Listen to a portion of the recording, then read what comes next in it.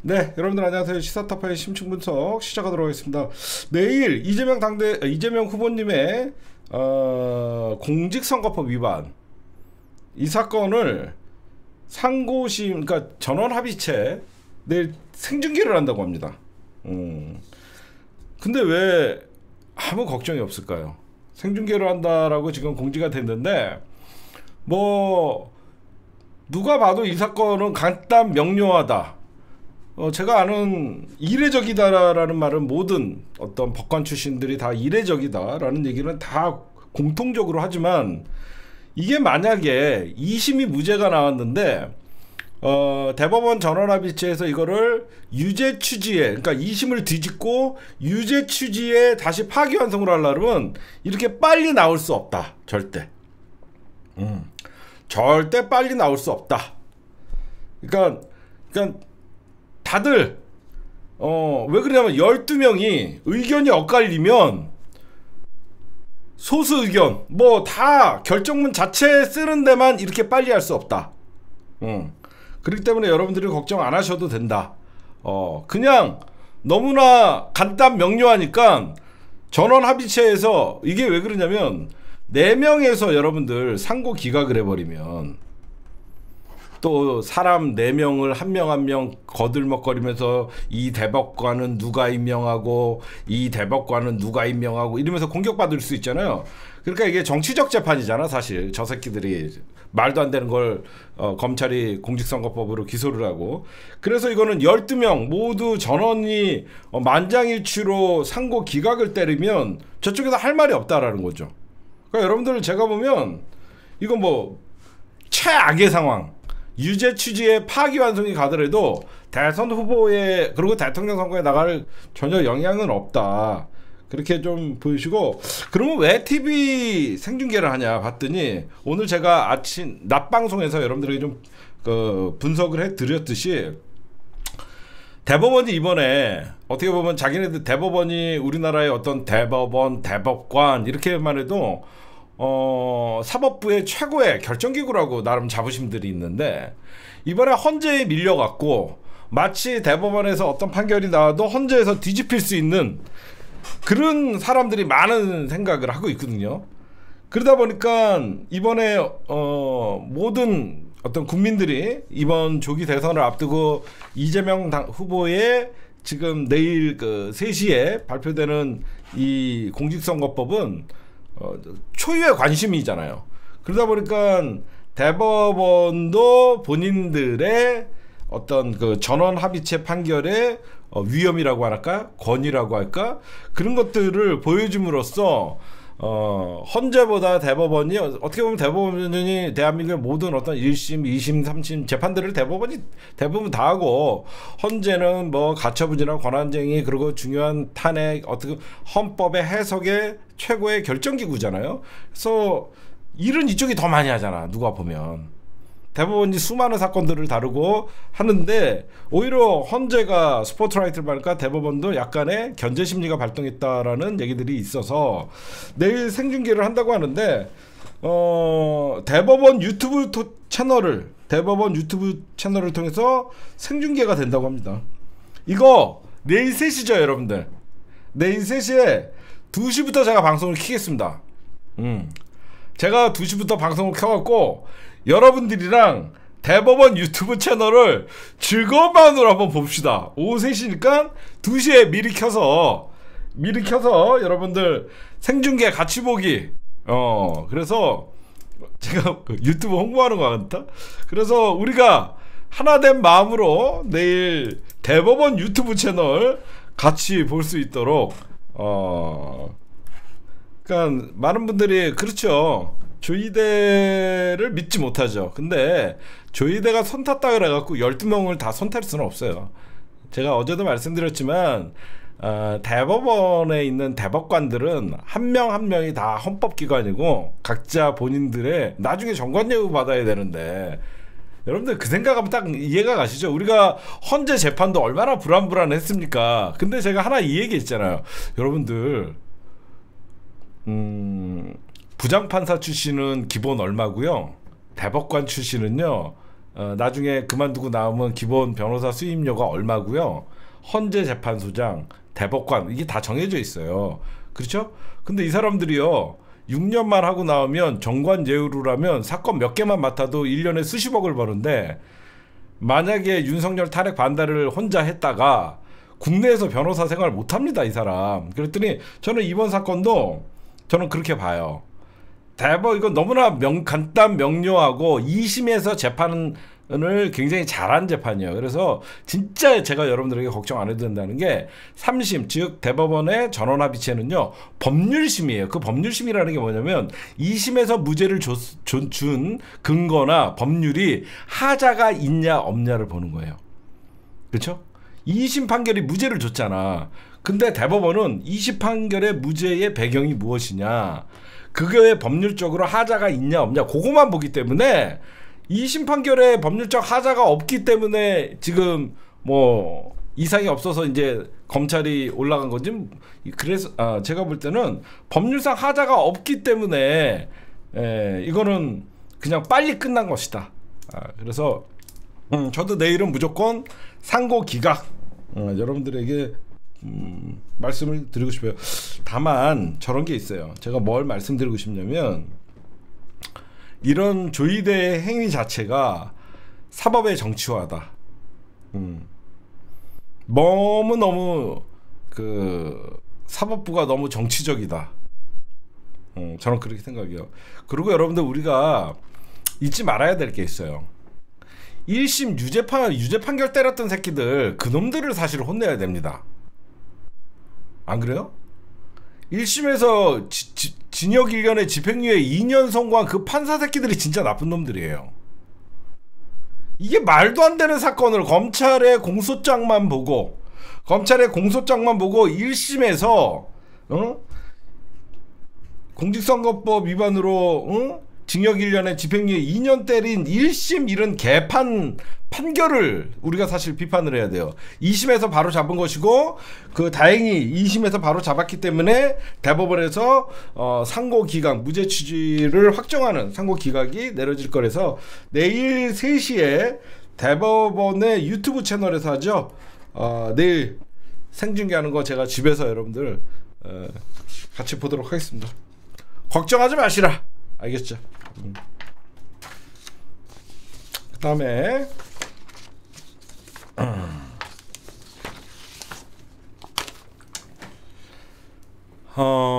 노동절입니다. 노동절. 잠시 후 이제 5월 1일이 되죠. 노동절입니다. 적어도 우리 민주 시민들만큼은 근로자의 날 이런 거 쓰지 마십시오. 이거는 제가 10년 전부터 강조한 거예요. 근로자의 날은 대한민국 이 친일 반독재 세력들이 쓰는 단어예요. 근로. 이거는 상하 관계를 얘기하는 거예요. 노동절이라고 여러분들이 꼭 쓰십시오. 이게 일제시대 때 나온 말이에요. 근로죠. 근로.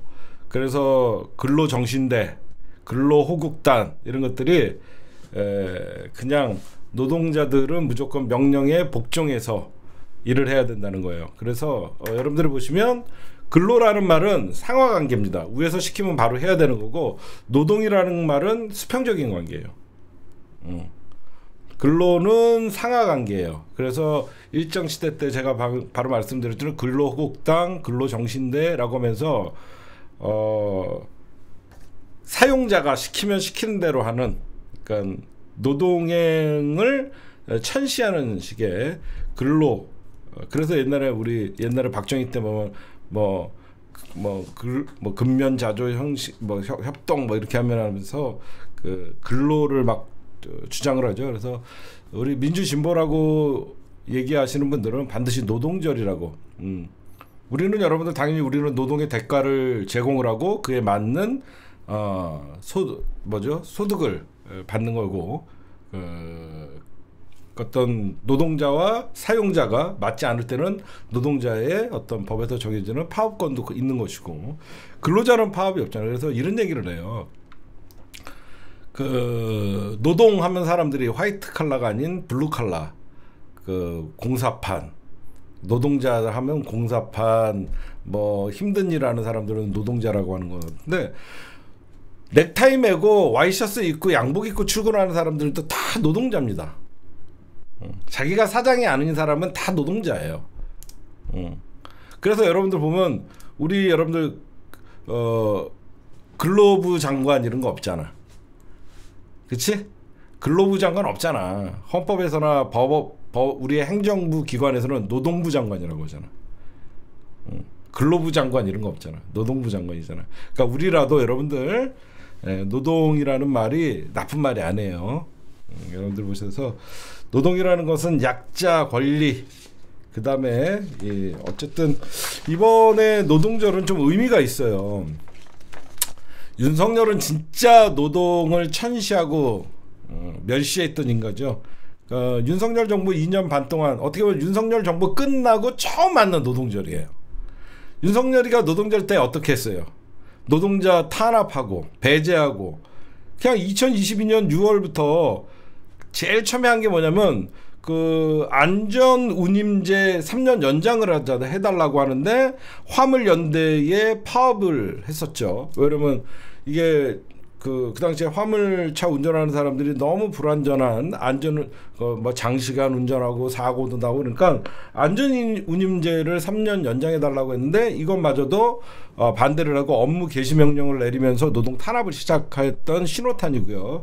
그 다음에 그 건설 노동자들을 건폭이라고 했던 건설 노동 플러스 조폭이라고 하면서 멸칭적인 언어를 썼고 그 다음에 계속 막 노동자를 무조건 폭력 집단 좌파 반국가 세력 이렇게 만들었던 거예요. 그래놓고 그거를 겉으로는 노동 개혁이라고 포장을 했었죠. 어쨌든 우리 여러분들이라도 노동과 근로의 차이 모든 급여를 받는 분들은 전부 노동자예요. 노동의 가치는 어떤 일을 하냐가 아니라 얼마나 자기가 그 노동의 대가를 지급하고 정당한 어떤 그 임금을 받냐 그게 더 중요한 것이죠. 그러니까 우리나라가 그런 것들을 좀 많이 좀 바뀌었으면 좋겠어요. 양복 입고 출근하는 사람들은 노동자가 아닌 줄 알고 스스로들이 그런 것들이 좀 많이 좀 정상적으로 됐으면 좋겠습니다. 어쨌든 오늘 빨간 날이죠. 여러분들 쉬시는 분들 많죠. 오늘 많은 분들이 쉬시는 걸로 알고 있는데 어쨌든 빨간 날인데 내일 우리 방송을 해야 됩니다. 합시다. 그 다음에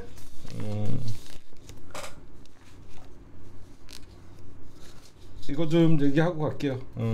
김건희 오늘 뭐 압수수색했다. 이거 완전 제가 얘기했잖아. 아무것도 하지 마라 검찰. 검찰 아무것도 하지 마라. 아무것도 하지 마라. 개총수님 왁구 살벌하시네요. 저도 정치 유튜브 하려고 했는데 진입장벽이 너무 높아 보여서 포기해야겠네요. 뭔 말이야? 왁구 살벌하시네요. 정치 유튜브 하려고 했는데 아니 내용만 좋으면 되지. 정치 유튜브 하려고 그러면 내용만 좋으면 되지. 얼굴이 뭔 상관이야. 방송 열심히 준비하고 내용만 좋으면 되지. 나는 좀 예외적인 사람이고 그러니까 정치 유튜브를 외모로 한다라고 생각하면 안 되고 나는 예외적인 사람이니까 난 플러스 알파가 있는 거고 그냥 그 좋은 내용으로 하면 사람들이 많이 보겠죠. 어쨌든 김건희 압수수색인데 웃긴 건 뭐냐? 김건희가 아직 참고인입니다.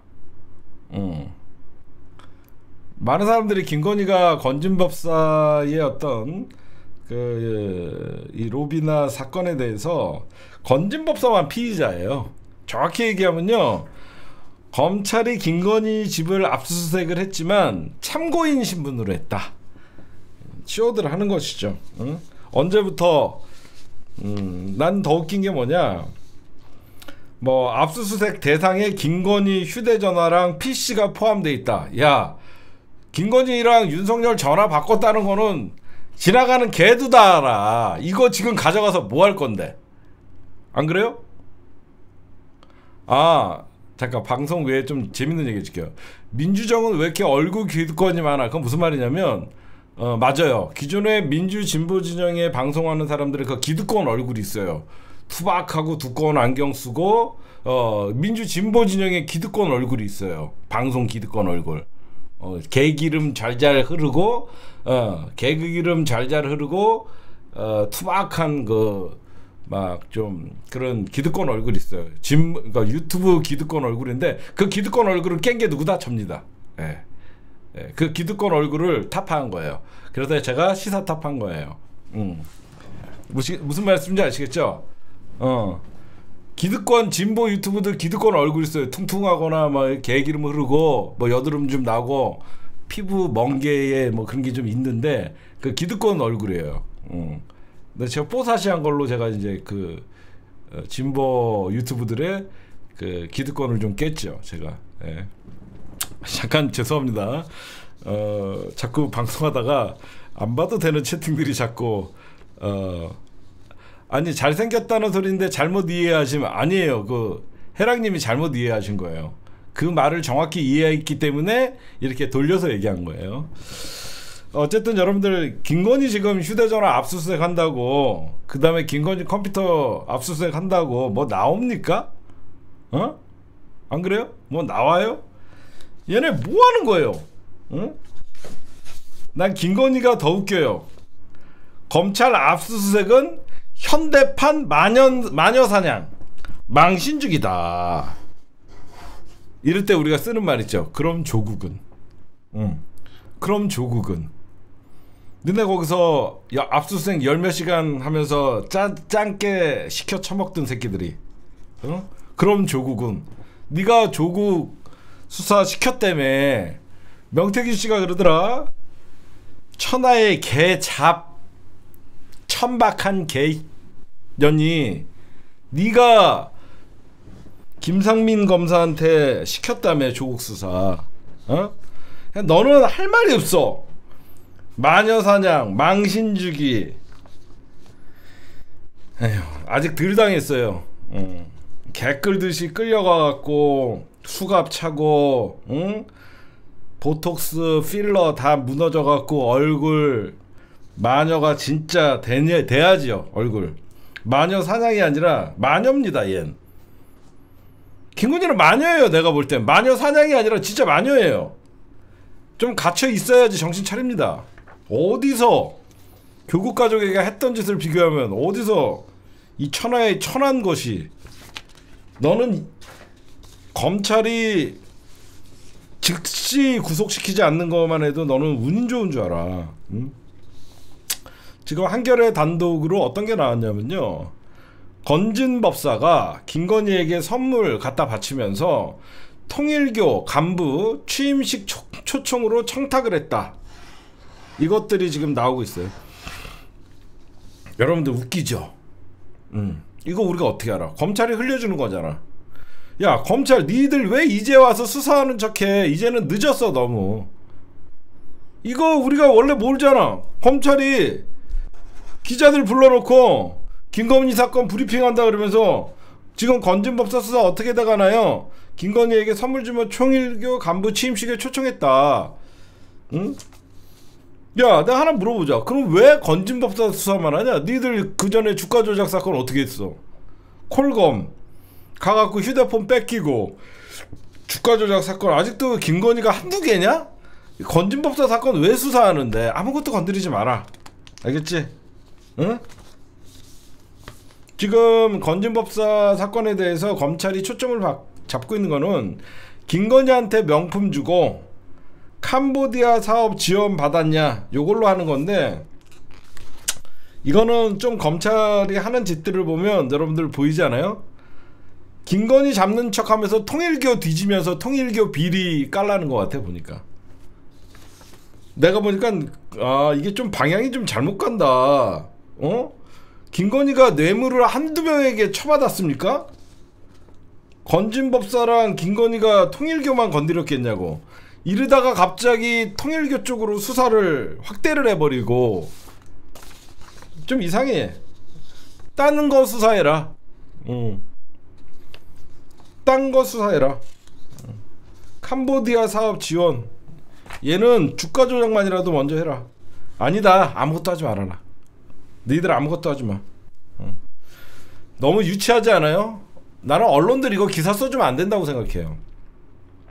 오늘 경향신문이나 한겨레나 모든 언론사들의 헤드라인이 뭐냐면 검찰 건진법사 의혹, 윤석열 부부 첫 압수수색, 정조준. 미친 새끼들. 뭘 대단한 조직이라고. 정조준 칼끝 향하나. 안 그래요? 언론 미친놈들 아니에요? 무슨 검찰이 대단한 조직이라고. 정조준 칼끝 향하나. 미친놈들. 그냥 윤석열 김건희 따까리 새끼들이. 나는 이런 거 보면 너무 소름 돋아요. 응? 여태까지 김건희 빨아대고 김건희 무죄 주는데 윤석열 빨아대고 앞장섰던 새끼들이 이제 와서, 응? 검찰의 칼날 윤석열 부부를 향하나. 뭐 정의의 사도인 척. 굉장히 검찰이 나서면 뭔가 해결을 할 수 있는 것 같은 마치 대단한 조직같이. 그냥 니들은 정치 검찰이야. 쿠데타 세력들이고. 니들은 그냥 곧 없어질 놈들이야. 뭘 아무것도 하지마. 응? 니들이 아무것도 안 해야지. 그러면 왜 이런 짓거리들을 하냐. 누가 봐도 여러분들 이제 여러분들이 보셔도 좀 있으면 특검이 나오죠. 30일 그러니까 대통령이 이제 바뀌면 당연히 특검이 나오잖아. 그러면 특검에서 조사하다 보면 어떤 것들이 있어요. 야, 이런 증거들이 있는데 왜 검찰은 수사를 안 했지? 라고 하면서 특검발 여러가지 얘기들이 나올 거 아닙니까? 특검 대비해서라도 수사라도 하는 척 해야 되는 거예요. 응? 특검이 조사해보니까 이미 증거가 이렇게 확보돼 있었는데 아무것도 수사 안 했다가 나오면 어떻게 할 거예요? 누가 봐도 욕 뒤지게 먹을 거 아닙니까? 이미 검찰이나 명태균이나 건진법사 잡아갖고 엄청난 자료를 갖고 있는데 얘네들 왜 이거 수사 안 한 거야? 이게 되잖아. 그러니까 이 새끼들이 이제 특검을 대비해서라도, 응? 지금 압수수색하는 척하고 자기네들이, 응? 수사를 좀 해놨기 때문에 특검에게 여러가지, 응? 자료를 넘겨주고 뭐 이런 쇼를 하려고 하는 것 같아요. 응. 그러면 다음은 뭐냐? 검찰 여러분들 눈에 보이죠? 우리가 너무 이제 검찰에 대해서 잘 알죠? 괜히 멋있는 척 하려고. 이제 뭐예요?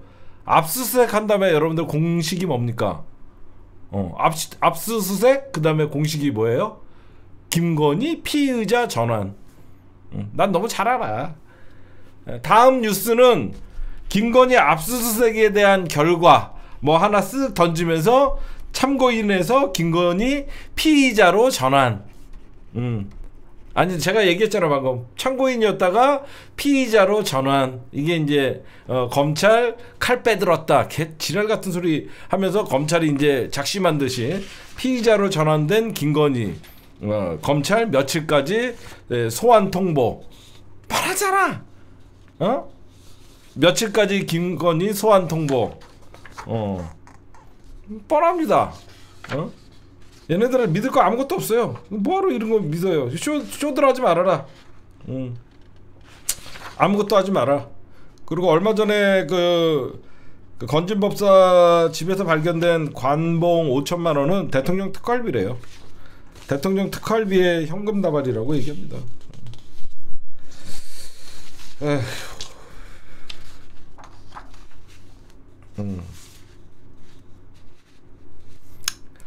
정의를 해드릴게요. 대선을 앞두고 지금 어떻게 보면 압수수색은 강제 수사의 개념이잖아요. 면피용 수사다. 자기네들이 어떻게든지 여태까지 이재명 대통령만 주구장창 2년 반 동안 죽이려고 했잖아요. 이제는 이재명 대통령 되면 언제 그랬냐는 듯이 김건희와 그 주변들을 샅샅이 뒤지면서 우리는 친년 아니다 라고 하면서 우리 좀 살려주세요. 연병하지만 니들 끝. 의미 없어요. 제 말이 거짓말인지 보세요. 압수수색 참고인에서 피의자 조사, 그럼 언론이 또 받아 써주고, 김건희 포토라인에 서나, 그래갖고 며칠날 검찰 김건희 소환 통보 이렇게 하면서 계속 검찰이 전 정권에 대해서 수사하는 척, 정의로운 척, 바보짓 하는 겁니다. 신경 전혀 쓰지 마십시오. 아니 우린 다 알지. 인간들도 아니지. 저 새끼들은 인간이 아닙니다.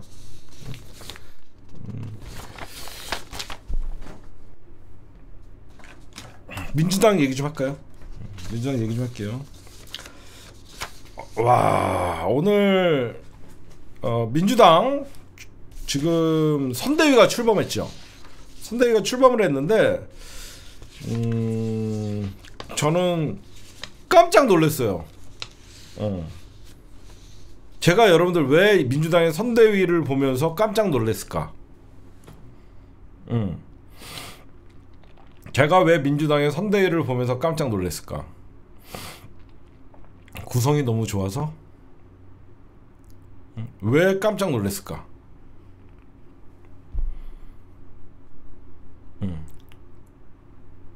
통합?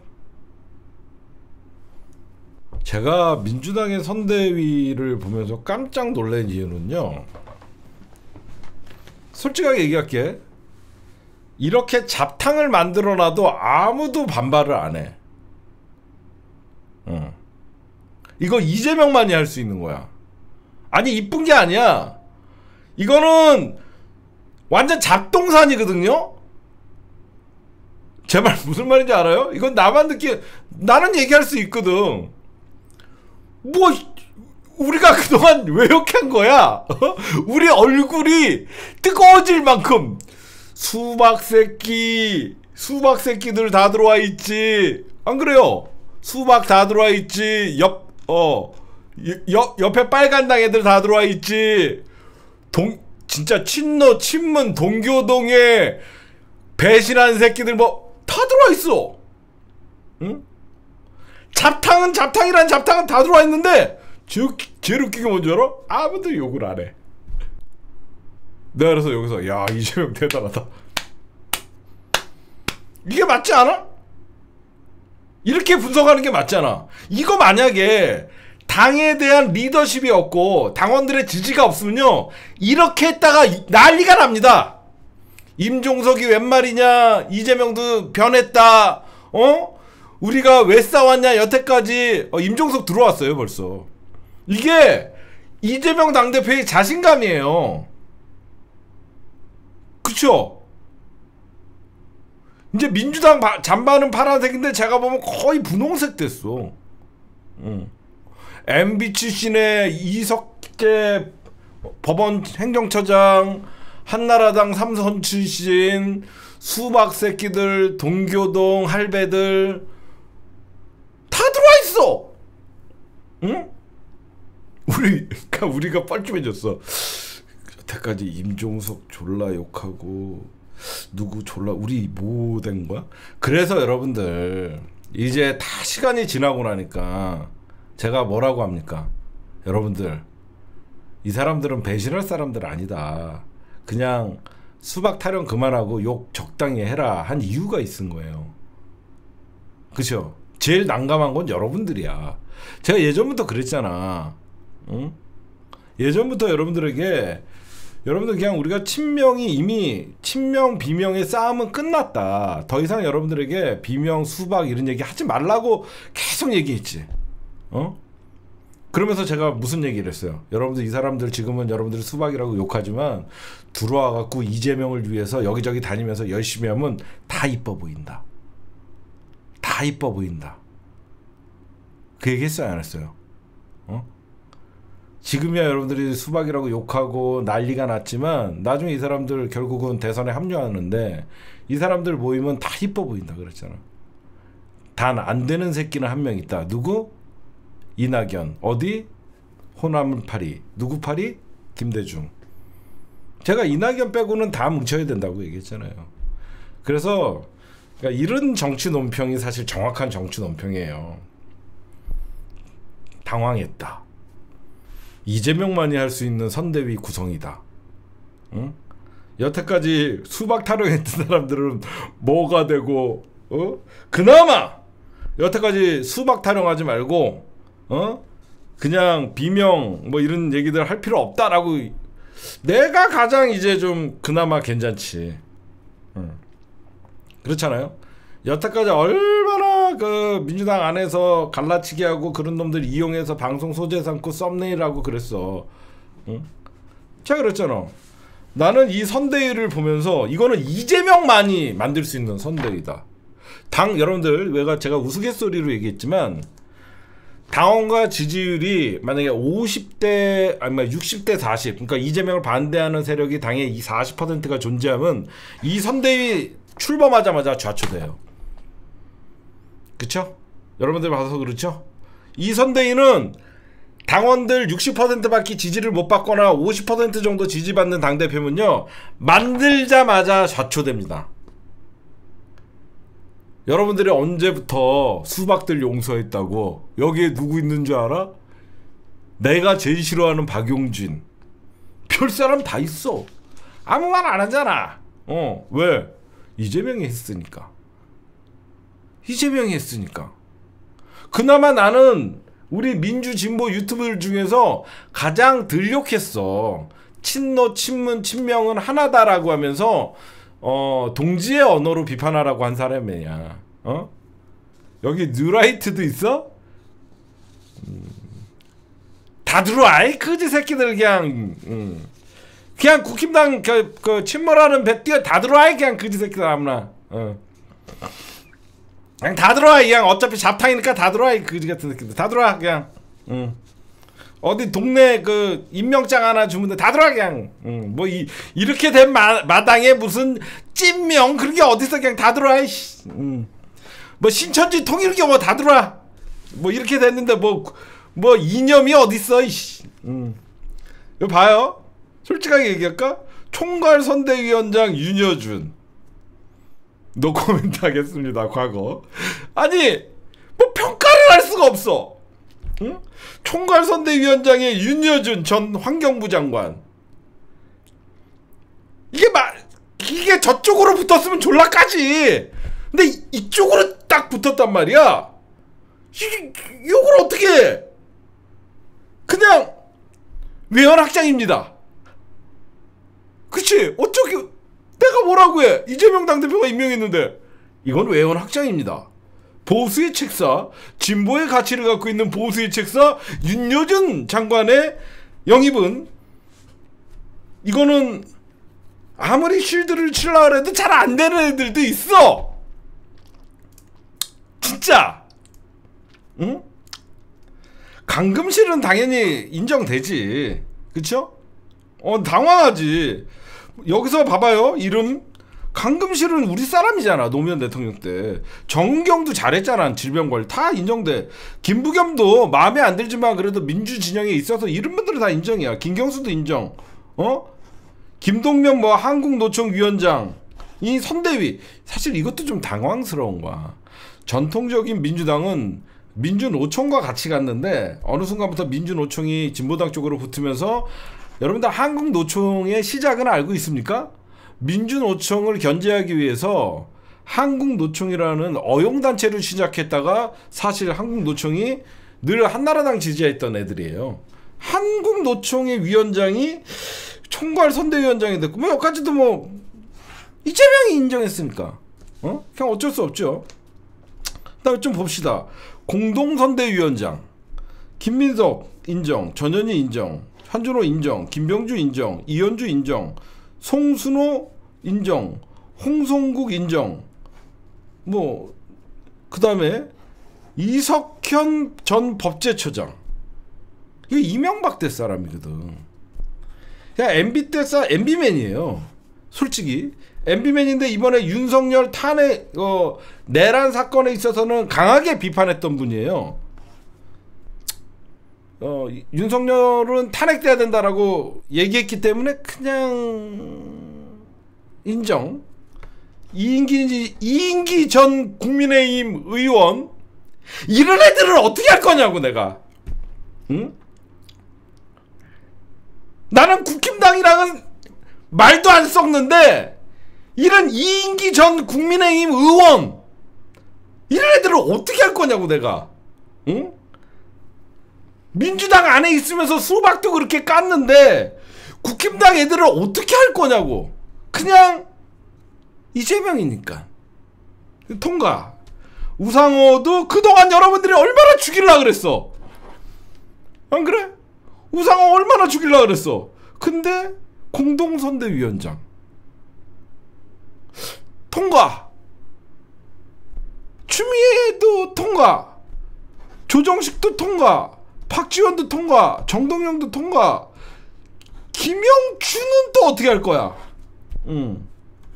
다 통과. 난감합니다. 사실 그 밑에 조직까지 막 그 사실 여러분들 이거 아세요? 선대본만 257명이야. 257명이야. 257명. 메머드 선대위예요. 257명 중에 막 뉴라이트도 있고 박근혜 때 애들도 있고 이명박 때 애들도 있는데 그게 여러분들 내가 만약에 어설픈 민주당 대통령 후보가 이렇게 했다 그러면 어떻게 되세요? 민주당의 정체성을 훼손했다. 이건 선대위가 아니라 연정이다. 그렇죠? 난리가 납니다. 응? 이재명이니까 아무도 반기를 안 들어. 그냥 다 들어와 그냥. 그래서 여러분들 제가 이따가 말씀드린 게 이재명 당대표가 딱 얘기하잖아요. 통합을 중시하며 보수들의 인사들을 끌어안은 메머드 선대위. 딱 이 말씀을 했어요. 이념에 얽혀 분열할 이유 없다.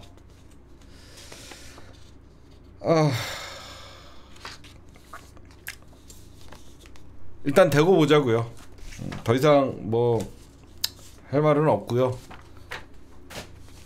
여태까지 수박 욕했던 사람들 전부 손들고 있어. 뒤에 가서 공동선대위원장을 어디서 욕하지마. 앞으로 내가 수박 타령하지 말라 그랬잖아. 응? 욕하지마. 이제 우상호 앞으로 여러분들이 제일 싫어하는 나도 박용진 욕 안 할 거야. 나도 박용진 욕 안 할 거야. 앞으로 칭찬은 못해. 그러나 욕은 안 하더라도 칭찬도 안 할 거야. 제가 우스갯소리로 얘기했는데요. 이건 뭐냐면요, 그만큼 유리하다는 뜻이에요. 제가 여러분들에게 재밌게 이거는 뭐 잡탕이다. 여러분들 잘 들어보세요. 왜 여기서 이제는 진짜 심층 분석해 줄게. 왜 그럼 이재명 주변에 사람이 모여드나? 대세론이니까. 대통합이 가능할 때는 대선에서 권력을 잡을 확률이 높으니까 붙는 거예요. 이해하십죠?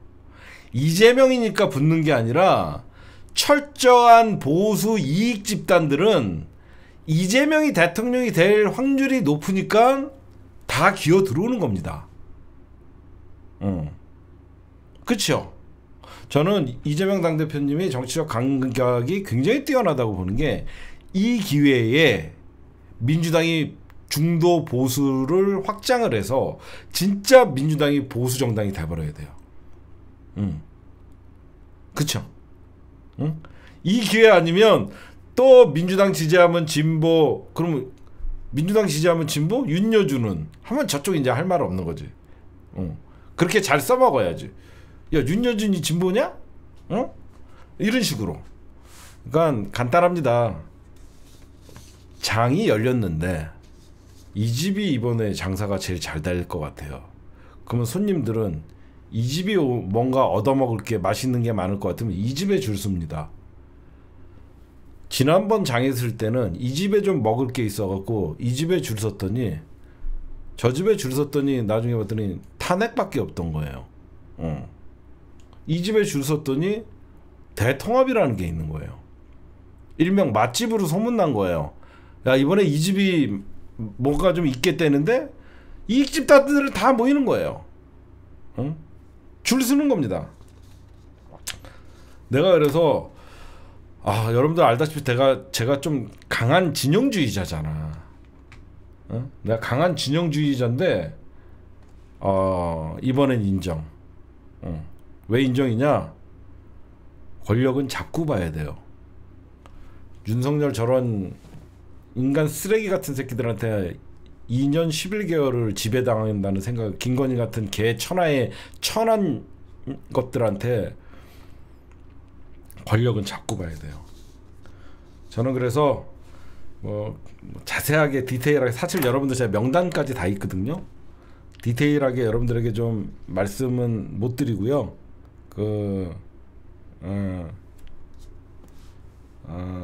제가 위대한 여정의 시작이다. 위대한 여정의 시작이다. 그냥 위대한 여정의 시작이다. 네, 그렇게 얘기를 해드리고 싶어요.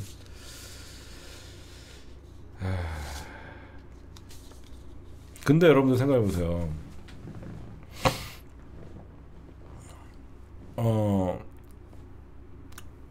국힘당 애들이 모여드는 건 이해하죠. 응? 아니 잘 들어봐. 이게 왜 위대한 여정의 시작이냐면, 저는 국힘당 애들은 이익 집단이니까 모여들 거라고 생각하지만 반명 인사들 있잖아. 대표적인 게 임종석, 응? 김부겸, 김두관, 이런 사람들이 군말 안 하고 맞는 거, 이게 리더십이에요. 지난 총선 생각하면 임종석이는 나름 되게 억울한 면이 있잖아. 임종석이가 생각할 땐 공천 안 주고 열받게 한 거, 임종석은 나름 이재명에 대한 화가 있을 거 아니야. 김부겸도 그렇고 김두관, 그러니까 비명계가 아무 소리 안 하고 이 선대위에 합류하는 거, 이게 대단한 거예요. 저쪽이야 먹을 게 있으니까 밥상 들고 숟가락 들고 오는 새끼들이고, 저 빨간 잠바 입던 새끼들은, 나는 민주당 안에서 운동권 애들 있잖아. 자존심밖에 없는 운동권 애들이 여태까지 어떻게 보면 비명 행사라고 하면서 공천에 불만을 가지고 이재명 날리려고 했던 놈들이 결국 지네가 날아간 다음에 이재명 당대표가 이제 당대표에서 대통령 후보로 되니까 군말 없이 참여해 주는 거, 이게 압도적인 당원의 힘이에요. 그렇죠. 여러분들이 봐도 이게 대단한 거예요. 전 원래 한번 진보는요, 마음 상하면 안 와요. 탈당하고 딴 데 붙어요. 그게 바로 누구? 진보도 아닌 새끼 하나 있잖아요. 제가 목소리 깔았습니다. 덕수가 요즘 어떻게 됐는지, 그런 새끼 하나 있어요. 그래서 제가 볼 때는 어디서야 뭐 대단한 선대위 출범이 됐다, 그냥 잡탕이에요. 근데 이런 잡탕 출범을 할 수 있는 사람은 이재명밖에 없어요. 왜 이렇게 출범했다가는 난리가 나거든요 원래. 근데 아무도 반기를 안 들어요. 이재명만 할 수 있는 선대위예요. 그래서 제가 대다 깜짝 놀랐다라고 얘기한 거예요. 여러분들은 누구가 영입을 해서 막 놀랐다 그게 아니라, 이게 그냥 뭐 다 들어와 있어요 보니까. 다 들어와 있어요. 뭐 뉴라이트 비슷한 애들까지 있고 막. 그래서 이거는 이재명 아니면 이거는 반기를 들어야 되는데, 이재명이니까 이건 가능하다. 그냥 별로 평가는 그냥 매머드다. 그러니까 솔직하게 얘기할게. 민주당과 국민의힘이 통합해 있는 줄 알았어요. 합당했는 줄 알았어요. 민주당이랑 국민의힘의 올드맨들이랑 합당했는 줄 알았어요. 진짜 빅텐트는 여기더라고. 진짜 빅텐트야 여기. 아니 보니까 빅텐트는 여기가 빅텐트야. 여긴 텐트가 아니야. 그냥 광장에다가 다 모여놨어요. 이걸 해낼 사람이 있을까? 이걸 어떻게 했지 싶은 거야. 이런 사람들을 어떻게 데리고 왔지? 어떻게 이렇게 구성이 되지? 깜짝 놀랐죠. 이런 구성을 하는 것도 힘들지만 왜 아무도 반발을 안 하지? 그게 더 신기한 거야. 그렇지 않아요? 이런 구성도 신기하지만 이런 구성에 따라 그래서 비판의 목소리가 1도 없어. 오, 그냥 가는구나. 이렇게 가는 거죠. 그냥 오는 것도 희한하고 반발도 없고. 이거 이재명만 가능하는구나. 이게 당원들의 힘이다. 내가 보면 이거는 내가 20년 동안 거의 노무현 대통령 이후에 대한민국 정치를 하루도 빠짐없이 꿰뚫어 봤는데 이런 일은 처음이야. 이런 선대위는 본 적이 없어. 진짜로. 이런 선대위는 처음 봤어. 응? 진짜 처음 봤어. 이건 빅텐트가 아니라 그냥 새로 집 지은 거야. 그런데 이사 가는데 불만이 있는 사람들도 있잖아. 원래 살던 사람들. 아무도 불만이 없어. 그래서 여러분들 이제부터 본격적으로 홍준표 영입설이 왜 나오냐면요. 국힘당 대선 전당대 얘기 좀 해줄게요. 경선 얘기 좀 해줄게요. 홍준표가 지금 한동훈을 미워할까요? 권난동이나 친윤계를 더 미워할까요? 누가 더 미울까? 여러분들이 볼 때. 홍준표 입장에서는 친윤계는 죽이고 싶은 놈들이에요. 홍준표 입장에서는. 한동훈이는 어떻게 보면 홍준표가 대선 후보가 되기 위해서, 홍준표가 나중에 여러분들 이제 탈당하고 나서 물어보면 내라는 미친 짓이었다라고 얘기하고 계엄령 말도 안 되는 거라고. 홍준표는 그런 스타일이에요. 근데 홍준표는 오로지 대선 후보가 되기 위해서 윤석열의 지지 세력, 즉 친윤계가 필요했기 때문에 한동훈과 대적하는 그런 모습을 보여준 거거든요. 그래서 총선이 끝나고 나서도 자기 국무총리 자리 주면 한동훈 제거해 주겠다는 얘기들이 나온 거예요. 홍준표 입장에서는 여러분들 이번에 진짜 빡쳤대요. 뭐냐, 선거 막바지에, 선거 초반만 해도요, 의원들은 당연히 홍준표 뒤로 다 모였대요. 이건 진짜로 여러분들 제가 취재한 거예요. 국힘당 경선이 딱 시작될 때만 해도 홍준표 뒤에 현직 국회의원들이 제일 많이 줄 섰대요. 현직들이 제일 많이 줄 서면서 사실상 이제 홍준표 대세론, 그렇고 한동훈과의 1대1로 구도로 가는 거였어요. 그래서 제가 이번 선거는 홍준표 대 한동훈이라고 얘기했어요. 근데 갑자기 한덕수가 누군가가 띄우기 시작해요. 한덕수를. 누군가가 한덕수를 딱 띄우기 시작하면서 이상한 게 감지됐던 게 누구냐? 한덕수를 띄우자마자 동시에 띄운 게 누구다? 김문수였어요. 그 전에 김문수는 윤석열 탄핵 과정에서 반대를 하면서 그구들 어떤 그 지지자들에게 지지는 받았지만 대선에 나갈 마음이 1도 없었습니다. 진짜로. 김문수는 대선에 나갈 마음이 1도 없었어요. 근데 누군가가 김문수를 띄우면서 동시에 한덕수를 띄운 거예요. 그러면서 홍준표, 이번에는 홍준표다라고 생각이, 친윤계가 지지를 할 줄 알았는데 홍준표를 지지했던 인간들이 전부 김문수 뒤로 붙는 거예요. 이유는 제가 찾았죠. 지금 국힘당은 대선을 포기했어요. 사실상. 왜 그러면 홍준표에서 김문수로 전부 갈아탔냐? 한동훈 막으려고. 지금 국힘당은 제1위 한동훈 당대표 막기예요. 한동훈 당대표 1로 막고, 두 번째 그 한덕수로 단일화하는 거, 이게 두 개예요. 그러면 타파님, 한동훈을 막기 위해서는 오히려 홍준표가 더 나은 거 아니에요? 아니죠. 그게 무슨 말이냐? 한동훈이가 이게 홍준표랑 한동훈이랑 붙으면 생각해 보세요. 만약에 홍준표랑 한동훈이랑 결선을 갔어. 근데 한동훈이가 이겼어. 정상적인 싸움에서 친윤이 홍준표를 다 밀었는데도 한동훈이가 이겼어. 그러면 할 말이 없잖아. 근데 만약에 김문수랑 뭐 그 지금 한동훈이가 딱 붙었어. 응?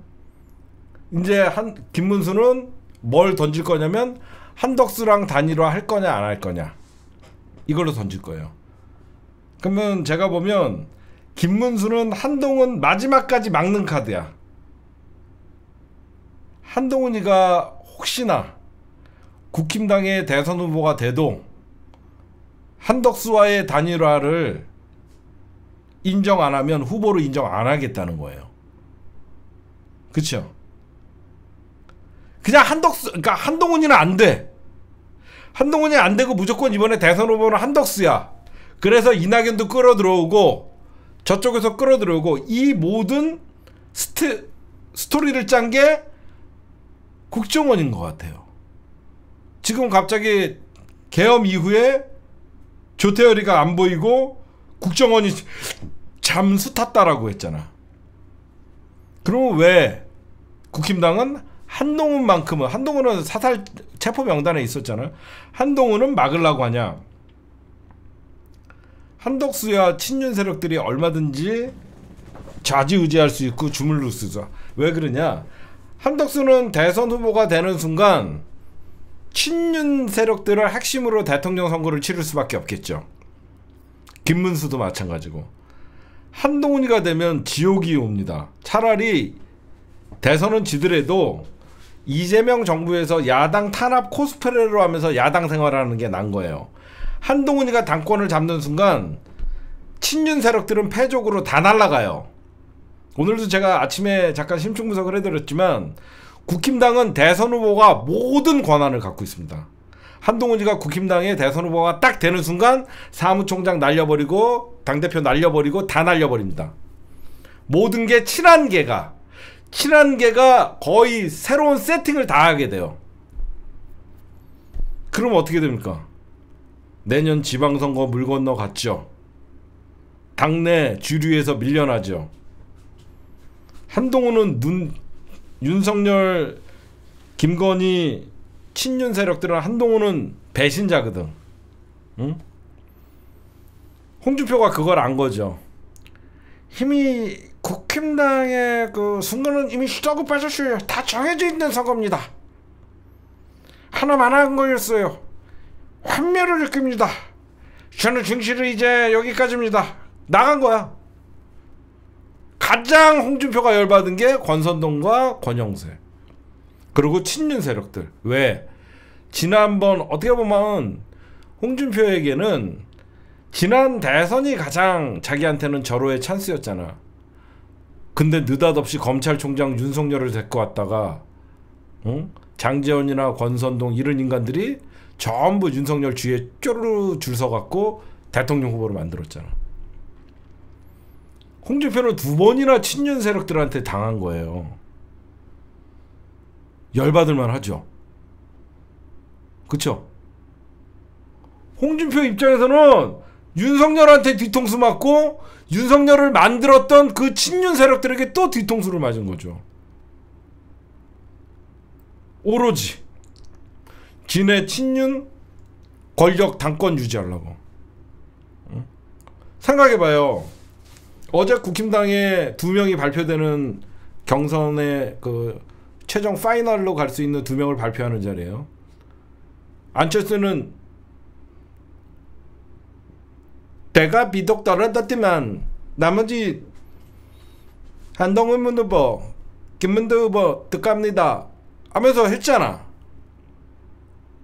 홍준표 뭐래요? 홍준표 뭐래? 제 역할은 여기까지입니다. 이제는 자연인으로 가고 있습니다. 정치 은퇴하겠다. 그래서 어제 뉴스가 어떻게 돼? 전부 홍준표 정치 은퇴 선언. 연맥인 거거든 어제. 응? 어제는 여러분들 정확히 보면 홍준표는 국힘당 정냄이 떨어지고 환멸을 느낀다. 엿이나 먹어라 그러면서 탈당 그러니까 기자회견을 해버리잖아. 모든 뉴스는 국힘당 이강희, 한동훈 대 김문수, 찬탄파 대 반탄파 이러면서 기사를 막 쓰려고 하는데 거기에다가 홍준표가 기자회견을 해버려. 그러면서 페이스북에는 탈당을 예고해. 그러면서 환멸을 느낀다.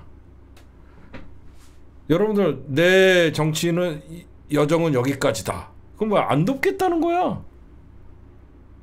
웬만한 사람들 이제는 저도 같이 힘을 다 합쳐서 이번 이재명만큼은 막아야 되지 않겠습니까? 누가 되든 간에 국힘당은 안 나가대요 또 뭐 이렇게 하잖아. 그래서 여러분들 어제 어떤 소리가 들었냐면 친윤 세력 갖고는 앞으로 어차피 대선 끝나면 국힘당 망한다. 그렇죠? 어차피 대선 끝나면 국힘당 망한다. 윤여준이 들어오고 그러니까 어제 그래서 유승민 국무총리설이 들어왔고 홍준표 영입설이 들어온 거야. 왜냐면 홍준표 입장에서는 한동훈 그 을라 새끼가 금명진 새끼 막 이러면서 그 욕하던데 한동훈이 돼도 열받고 친윤 세력들이 밀은 김문수가 놓고 거기에다가 한덕수를 이미 정해놨는데 한덕수가 나온다고 하니까 홍준표가 뭐라 그랬어요? 철딱선이 없는 짓거리들 한다 그랬잖아. 홍준표는 자기가 30년 동안 이 국힘당에다가 세월을 바친 게 너무 억울한 거야. 응? 너무 억울한 거지. 응? 그래서 여기저기서 여러분들 홍준표랑 친한 사람 많아요. 응. 유시민 장관도 있고 뭐 그러니까 뭐 어차피 잡탕인데 홍준표 와갖고 대선 은퇴하려는데 너무 분해서 잠이 안 와갖고 여기 왔습니다. 이분은 윤석열 내라는 잘못됐고 얘기하면서 이재명 당대표를 홍준표가 또 좋아하잖아. 옛날에 여러분들 대구시장 거기 하실 때 이재명 당대표님이 갔더니 환대했잖아. 안 그래? 진짜 어떻게 보면 국힘당은 홍준표를 늘 왕따를 시키고 늘 한덕수에게 테러를 가했어요. 응? 여러분들 홍준표 시장은요 나름 우리 진보 진영과 소통이 되는 사람이에요. 그러니까 지금 어차피 이렇게 된 거 어떤 분이 아까 홍준표는 그래도 아니지 야 뉴라이트 비슷한 새끼들도 들어오는데 다 데리고 와. 홍준표는 또 여러분들 그거 제가 얘기해줬나요? 홍준표는 원래 김대중 대통령이 데리고 올라다가 자리가 없어갖고 김영삼 따라갔었어요. 홍준표는 이렇게 원래는 홍준표가 원래 김대중 대통령 쪽에 더 관심이 있었는데 그때 그 자리가 없어갖고 김영삼이 데리고 가니까 글로 따라갔었어요. 홍준표는 또 우리 편에 딱 들어오면 여러분들 저격수 대단하죠. 정광훈을 데리고 오자고요? 그 새끼만큼은 안 되죠. 아무리 그래도 안 되는 명단 좀 내가 짧게 아무리 여기가 용광론이 정광훈이는 안 녹아. 정광훈이는 안 돼. 정광훈이는 안 녹아. 그 새끼 오면 그 잡탕돼서 정광훈이는 안 돼. 아무리 메모더라도 우리가 그 좀 가려서 받자. 입국 컷 명단을 좀 만들어야 될 것 같아요. 그러니까 여러분들에게 좀 정리를 해드릴게요. 오늘 자꾸 방송이 개그가 되는데 내가 당황스러워서 그래. 첫째, 국힘당 경선은 이미 정해져 있던 경선이었다. 한덕수로. 그래서 지금 무조건 국힘당 지도부나 친윤 세력들은 자기네들이 살기 위해서 혹시나 한동훈이가 당대표 1위를 하는 순간 저 누구죠? 한덕수와의 단일화를 요구를 하고 여기서 여러분들 그러면 1위가 만약에 한동훈이가 됐어. 그러면 단일화 선거에도 한동훈이가 이기는 거 아니에요? 부득부득 우기겠지. 뭘로? 선거 방식으로. 당원 100% 이런 식으로 해야겠지. 뭔 말인지 알겠지? 어떻게든지 한동훈을 날릴 선거 룰을 짜겠지. 그래서 끝까지 한덕수를 예비군으로 두는 거예요. 왜 그러면 한동훈이가 만약에 당대표가 되는 순간 자기는 탄핵을 찬성을 했고 내란을 반대했기 때문에 적극적으로 내란이나 이런 것들에 대해서 국힘당 수사에 적극 협조를 할 수밖에 없으니까. 그러니까 그거야. 이미 홍준표가 볼 때는 이미 정해져 있던 선거였구나.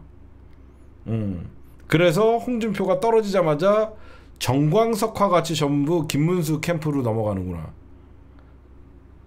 여러분들이 이 홍준표 뒤에 줄 섰던 사람들이 홍준표 보고 줄 쓴 게 아니자. 홍준표가 배신감 느낀 게 그거래요. 이번엔 자기가 차례가 왔다라고 생각하고 이번에 뭐 불리한 선거지만 나가지만 국회의원들이 자기 뒤에 쫙 줄 섰잖아. 어? 근데 자기 말을 안 듣는 거지. 정상적으로 홍준표를 응원하고 홍준표 당선을 위해서 뛰었다 그러면 홍준표가 3등을 했으면 사실 울고 캠프가 사실 초상집이 돼야 되는데 홍준표 3등으로 뭐 떨어졌다라고 하니까 전부 캠프가 짐 싸갖고 전부 김문수로 이동했다는 자체가 친윤 세력들이 장난친 거예요. 친윤 세력들이 얼마나 장난을 쳤겠습니까? 그러니까 홍준표가 이 정당은 안 된다. 그리고 오늘 여러분들 김민석 의원이 기자회견을 했어요. 김민석 의원이 기자회견에서 지금 여기저기서 정세균 총리가 전 총리가 한덕수를 과 통화를 한다.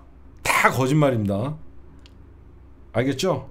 정세균 총리는요 예전부터 범친노, 범친문, 범친명 하면서 위기 때마다 민주당 대통령 후보를 도와줬던 분이에요. 이거 누가 뒤에서 조종하냐? 이거 민주당 갈라치기 분열 공작을 하면서 하는 게 한덕수의 대선 상황실이 국정원 오비들로 지금 구성돼 있대요. 그래서 조만간 김민석 최고위원이 공개를 하겠다는데 국정원 오비들이 모여갖고 이런 공작에 능한 새끼들이죠. 국정원 댓글부대 오비들이 모여갖고 지금 한덕수의 대선 상황실에 지금 작업을 하고 있는 거야. 한참.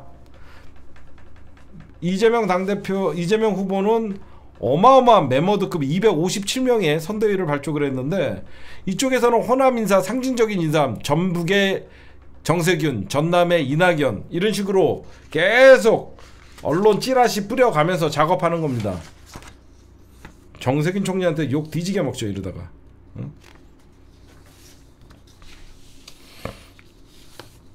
한덕수는 5월 2일날 저는 5월 1일날 출마한다라고 했는데 5월 2일날 출마한다는 얘기들이 있는데 재밌는 얘기 하나 해줄까요?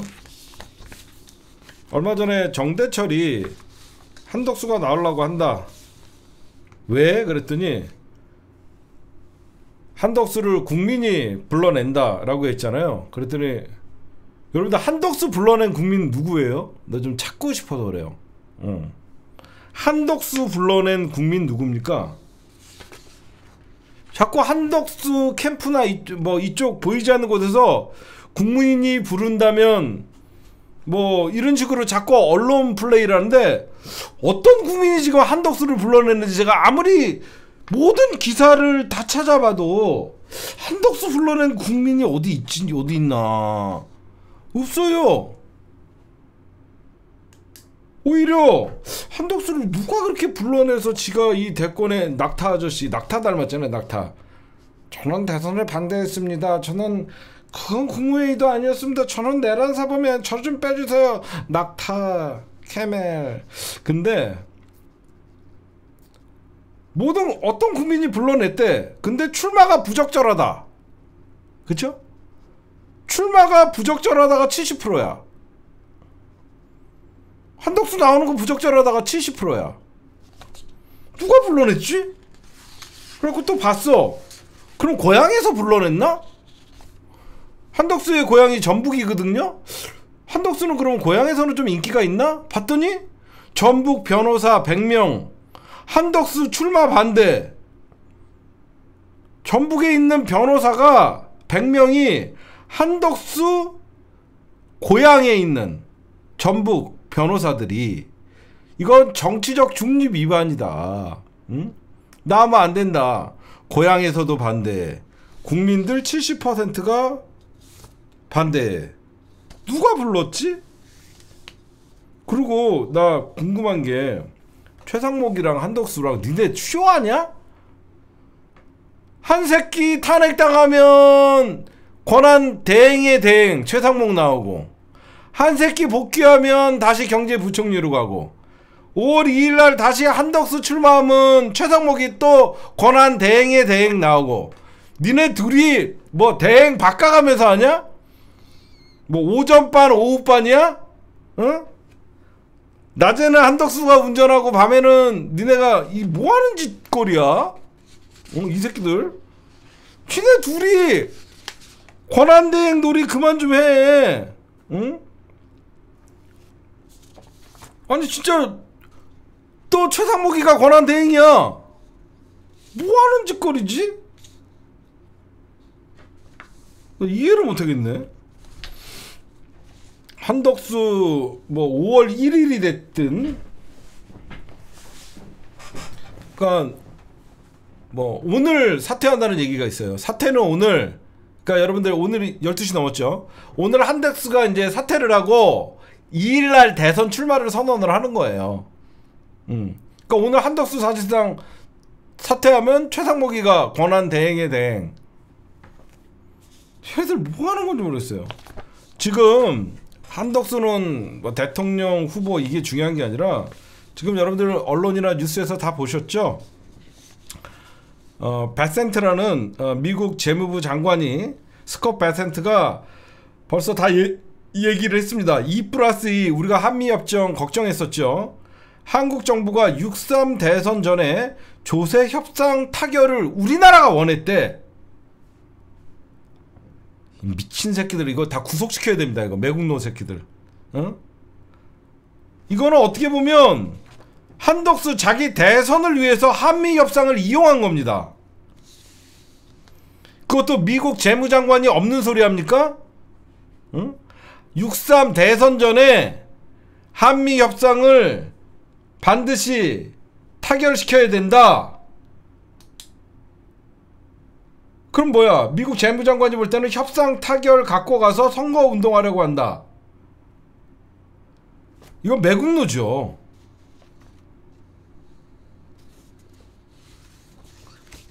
그러니까 이게 누가 얘기냐면, 미국 베센트 장관이 협상 마무리하고 이후 선거 운동 벌이는데 훨씬 더 적극적이라는 것을 알게 됐다. 미친놈 아닌가? 이거 여러분들, 이거 완전 관건 선거의 공직선거법 위반이에요. 응?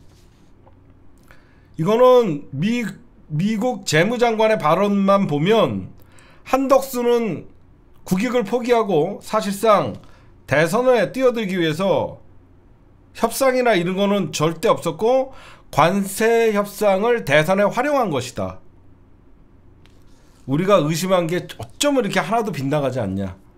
관세 협상을 대선에 활용을 하고, 자기, 그러면 권한 대행의 대행 최상목이는 어떤 놈이에요?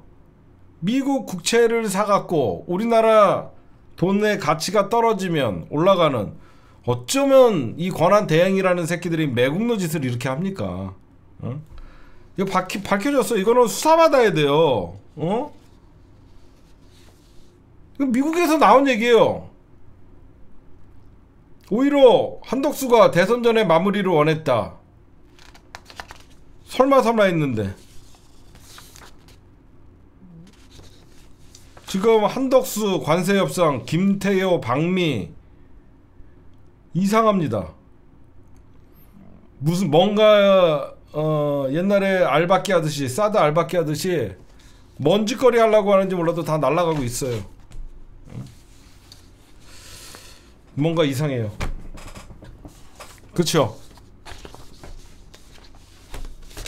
눈에는 보이지만 이 새끼들 지금 당장 이거 빨리, 이거 진짜 민주당이 저번에 탄핵시켰어야 되는데.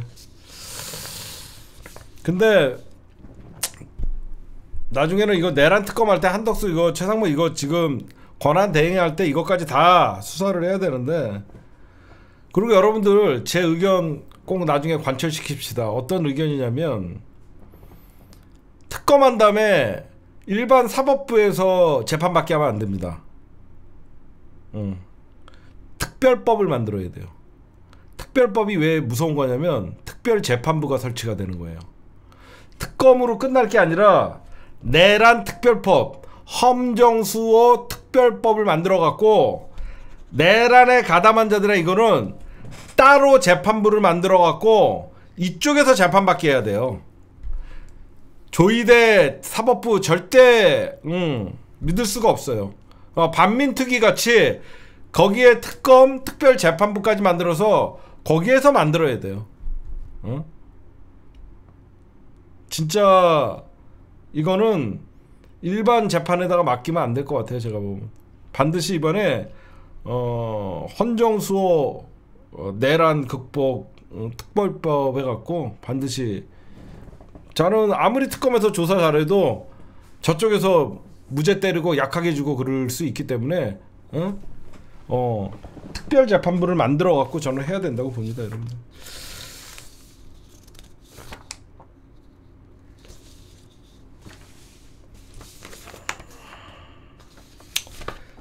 아마 여러분들 진짜로 누군가는 지금 이 시간에도 홍준표한테 그리고 유승민한테 민주당은 연락을 하고 있을 거예요.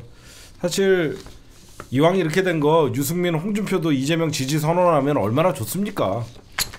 이왕 이렇게 된 거 저는 나쁘지 않다고 봐요. 그렇죠. 유승민, 홍준표까지 이재명을 지지 선언을 하게 되면 뭐 이제 뭐 사실 무섭지도 않죠. 뭐 한덕수 나온다고 여러분들, 내가 웃긴 얘기 해줄까? 한덕수가 단독 후보로 나오나 저쪽에서 뭐 김문수가 나오나 똑같지 않아? 오히려 한덕수가 덜 나오지 않아? 무슨 한덕수가 빅텐트야. 빅텐트라는 것은 기본적으로 한 20% 후반 정도의 지지를 받는 사람이 약한 정당의 후보를 지원함으로써 시너지 효과인데, 아니 생각해봐. 한덕수가 단독으로 나오나 한동훈이가 단독으로 나오나 김문수가 고만고만한 새끼들끼리 무슨 단일화니 연병을 하고 앉아있어. 이미지 안 좋아요. 유화정님 방송 앞부분을 안 들으셨구나. 지금 선대위 보면 이미지 갖고 지금 할 때가 아니야 우리. 선대위 257명 보다 보면 빨갛게 이긴 분들도 많아. 지금은 그냥 다 같이 가야 돼. 어쩔 수 없어. 논평하기가 힘들어. 지금 홍준표가 제일 열받는 건 뭐냐면 그냥 김문수 살려서 한덕수랑 단일화 시키려고 홍준표 죽인 거예요.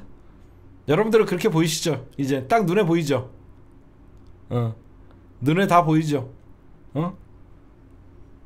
누가 봐도 김문수를 살려야만 한덕수랑 단일화가 되니까, 그래서 친윤계가 홍준표 뒤에 서 있다가 전부 김문수에게 줄 서갖고 결국 홍준표 죽이고 김문수 살리고 홍준표 죽인 다음에 한덕수 쪽에 줄 서게끔 하는 그런 겁니다.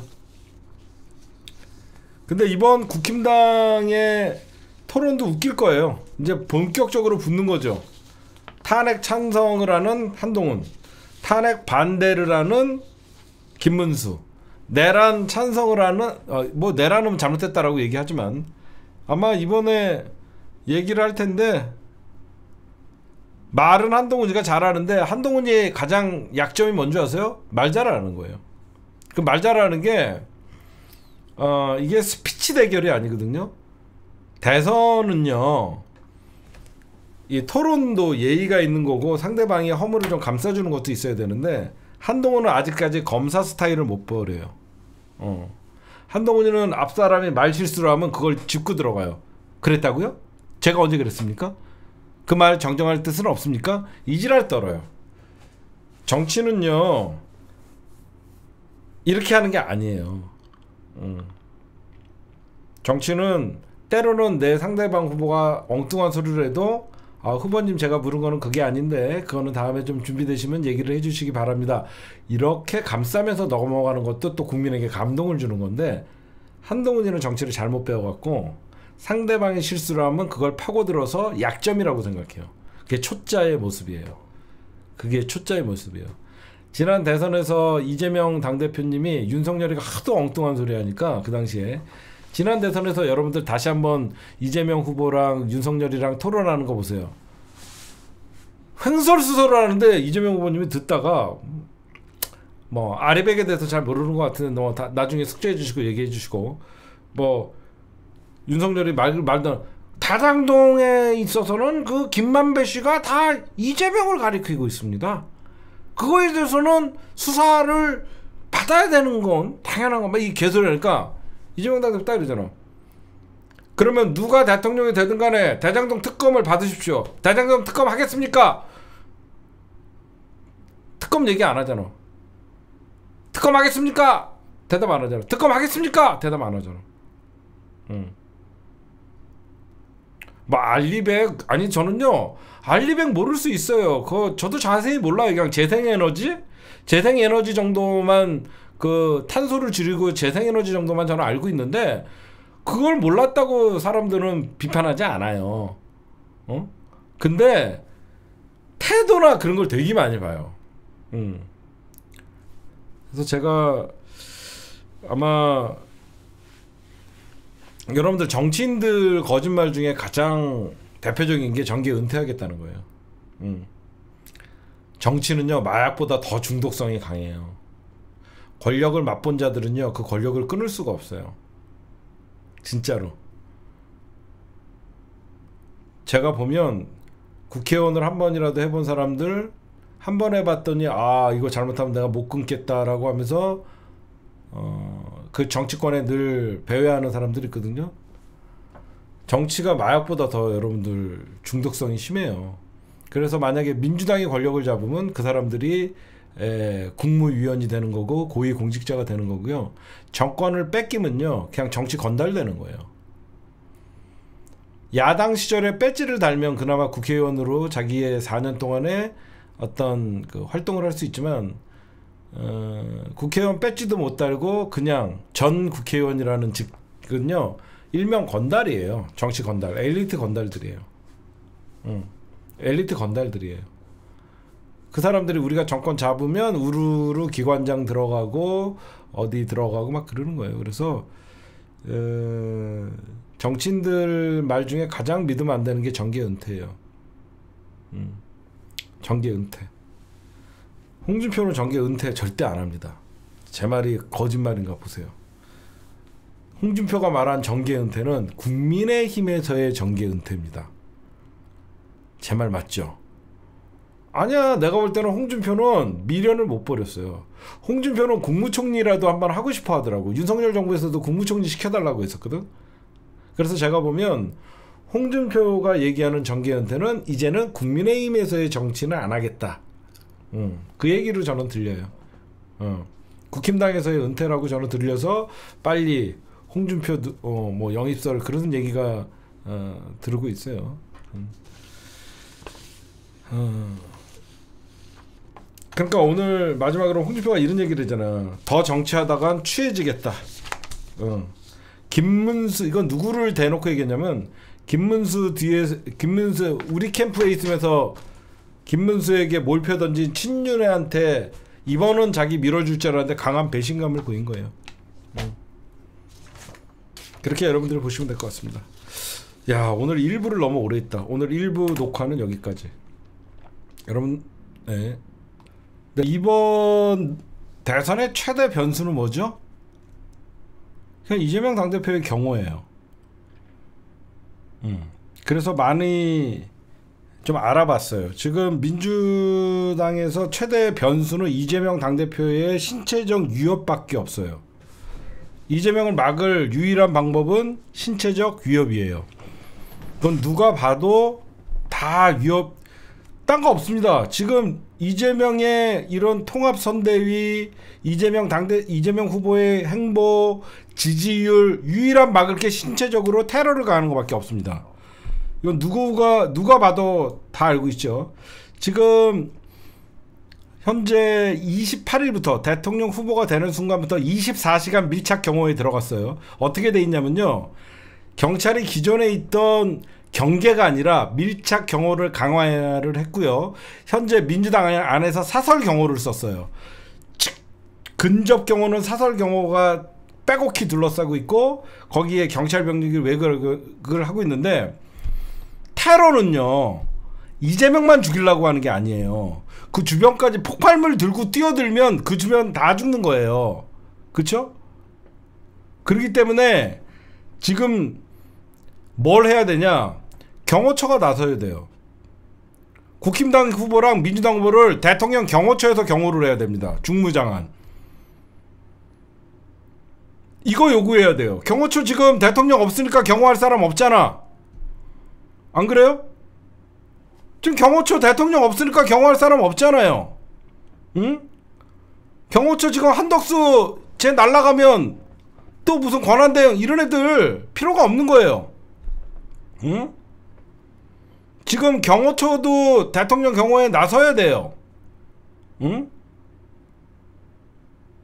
지금 누가 봐도 우리가 생각하는 이번 대선의 변수는 이재명 당대표에 관한 테러 이외에는 아무것도 없습니다.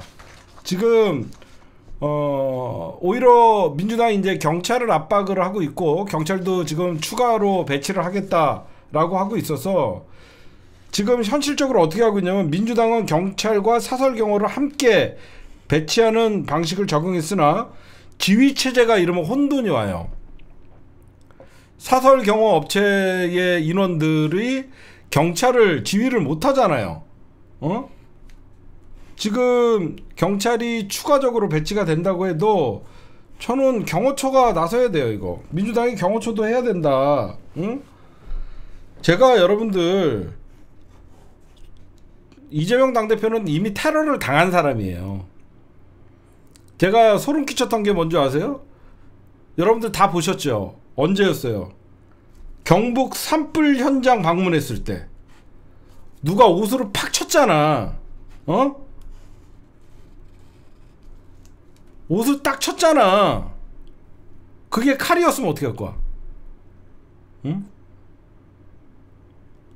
그게 화학물질이나 독극물이나 그런 거였으면 어떻게 하겠어요? 그때 제가 그날 우리 다른 분들한테는 좀 설명을 했는데, 그 경우에 가장 실패는 뭐냐, 경찰과 사설 경호업체가 손발이 안 맞다 보니까 누가 이렇게 한 대 쳤더니 전부 걔한테 빠져나간 거야. 경호에 완전 실패죠. 잘 짜여진 경호는 누군가가 테러를 가하면요 후보부터 보호를 해요. 무슨 말인지 아세요? 그때의 경호가 가장 뚫린 게 뭐냐, 친다고 전부 경호원들이랑 경찰이 그 사람한테 달려갔어. 그러다 보니까 이재명 당대표가 나중에 혼자 서 있었어. 만약에 그게 2인 1조로 했으면 어떻게 돼? 얘가 유인하고 이쪽에서 테러를 했으면 큰일 날 뻔했던 거예요. 제가 볼 때 저도 비전문가지만 야, 저 따위로 누가 경호를 해? 뭔가 테러의 조짐이 있거나 누군가가 하면 무조건 경호원들은 후보를 감싸는 거야. 근데 그때 전부 그놈한테 달려갔단 말이야. 여러분들 이해하시죠? 응? 그리고 그거 아세요? 요번에 여러분들 전당대회 할 때 무대 위에서 가방 들고 있던 분 보여요? 그거 다 방탄이에요. 왜 무대 위에서 007 가방을 이렇게 들고 있냐면요, 뭔가 총소리나 그런 거 났을 때 무조건 후보 막는 거예요. 그거 막으려고 들고 있는 거예요. 그래서 007 가방 들고 있는 거예요. 거기에 뭐가 들어있는 게 아니라, 그래서 항상 뭔 일이 있으면 날라오는 거 막기 위해서 다 갖고 있는 거예요. 그리고 경호원들은요, 제1원칙이 자기가 보호하는 타겟을 무조건 감싸는 거예요. 경호의 제1원칙이 자기를 희생하는 거예요. 미국 같은 영화 같은 거 보면 어디서 총격 날라오면 전부 경호원들이 덮쳐버리잖아, 후보를. 자기 몸으로 막는 거예요.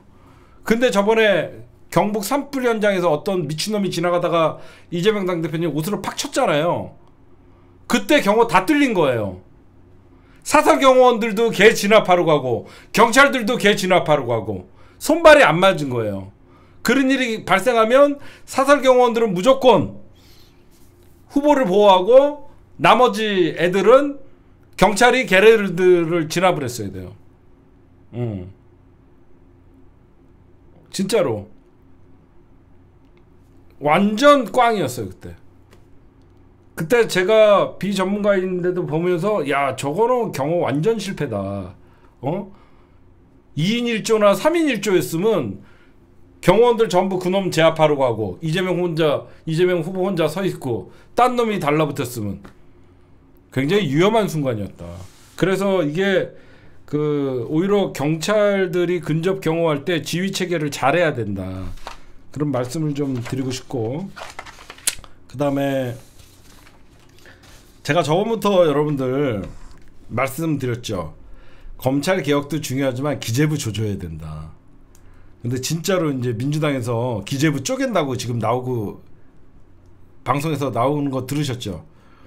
우리나라의 최고 권력자는 사실 기재부거든요. 돈줄을 쥐고 있는. 기재부 찢어야 된다 계속 우리가 얘기했더니 민주당에서 이제 기재부를 기획, 재정, 그러니까 예산을 짜는 팀, 그 다음에 세금을 걷는 팀 이렇게 찢는 거거든요. 근데 여기에서 그치면 안 돼. 제가 어제도 뭐라 그랬어요. 검찰 개혁은 검찰의 수사권을 박탈하는 데 끝나면 안 된다. 기소권 갖고 깡패짓 하면 어떻게 할 것이냐. 우리가 늘 순진하니까 당한다. 마치 검찰의 수사권만 없으면 검찰의 개혁이 된 것이다. 아니다. 검찰의 수사권을 박탈하는 것은 원상복귀시키는 거 검사에게 수사권을 회수하는 것은 그냥 기본이고 그게 검찰 개혁의 시작인 거예요. 그렇죠? 그러면 제가 기획재정부의 개편론 어려우신 분들에 대해서 간단하게 설명해 줄게요. 쉽게. 현재 기획재정부가 예산 편성권도 가지고 있고 그 다음에 세금을 걷는 그런 기능까지 다 갖고 있어. 돈도 얘네가 편성하고 얘네가 돈도 걷고 얘네가 다 갖고 있어요.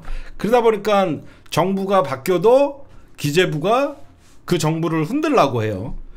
그럼 어떻게 개편하는 게 맞냐? 기획예산처를 신설을 하는 거예요. 기획예산처를 신설해서 예산 편성만 기능을 담당하게 하고 세입, 외환관리, 국유재산관리 등 국고 기능만 남기고 나머지는 재정경제부로 재편하는 거예요. 그렇게 두 개로. 그러니까 쉽게 얘기하면 한쪽은 예산만 편성, 한쪽은 세금 들어오는 것만 관리 이렇게 나누는 건데 여기서 끝내면 안 돼요. 예산 편성 권한을 대통령실로 옮겨야 돼요. 저는 그렇게 봐요. 저는 이 서울대 교수가 얘기한 거에 대해서 박상인 서울대 교수가 얘기하는 거에서 전적으로 동의합니다. 이게 무슨 말이냐면 대통령이 여러분들 예산 편성권은 정치 영역이에요. 무슨 말씀인지 아시겠어요? 예산 편성은 니콜 정치의 영역이에요. 뭐냐? 내가 공약을 하고 내가 새로운 대한민국을 건설하기 위해서는 어디에 예산이 필요하다 그러면 대통령실에서 예산을 짜는 게 맞아요. 생각해봐요.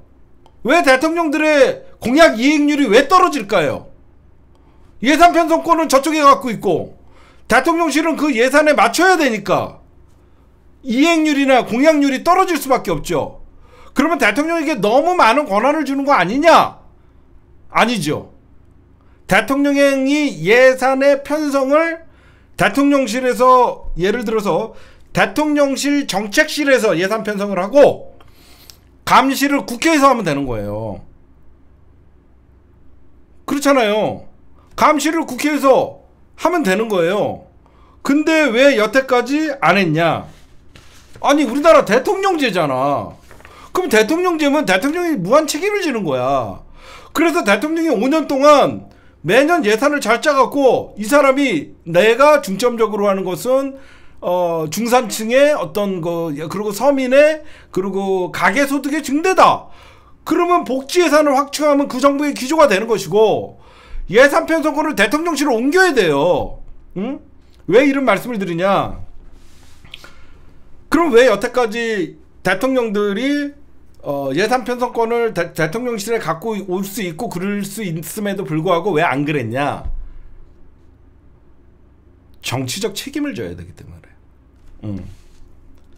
대통령이 예산 편성권을 정책실에다가 옮겨 갖고 갖게 되면 대통령이 예산 편성을 했는데도 경제가 살아나지 않으면 정치적으로 대통령이 책임을 져야 되기 때문에 이런 것들을 면책을 받기 위해서 이런 일들을 했다는 거예요. 그래서 저는 현재는 예산 편성을 어떤 행정적인 과제라고 생각하거든요.